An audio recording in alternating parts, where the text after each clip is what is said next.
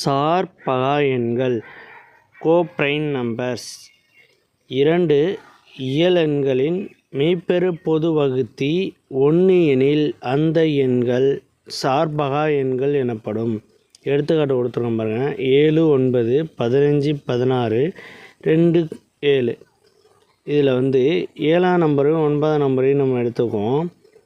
7ஆம் நம்பரை 1 × 7. 7ஆம் நம்பர் 1 × 7 இப்படி எழுதலாம். அதே மாதிரி 9ஆம் நம்பரை 1 × 9.